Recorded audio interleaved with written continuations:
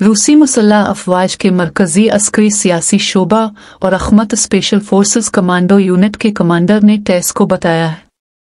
उन्होंने कहा, करसक में इस ऑपरेशन के आगाज के बाद से एक अंदाजे के मुताबिक दुश्मन सिर्फ हमारे जिम्मेदारी के इलाके सिड्जे जिला में तकरीबन 7,000 फौजियों को खो चुका है। यूक्राइनी फौज ने 6 अगस्त को रूस के सरहदी इलाके करसक पर बड़े पैमाने पर हमला किया।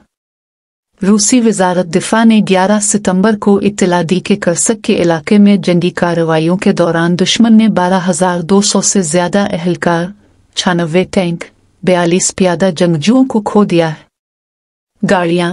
77 बख्तरबंद पर्सनल कैरियर्स, 656 बख्तरबंद जंगी गाड़ियां, 401 मोटर व्हीकल्स, 90 आर्टिलरी गिने, 26 मुतअद्दिद लॉन्चर रॉकेट सिस्टम बशमूल 7 रॉकेट लॉन्चर्स और 5 M270 MLRS, 8 जमीन से फिजा में मार करने वाले मिसाइल सिस्टम, 2 ट्रांसपोर्टर व्हीकल्स,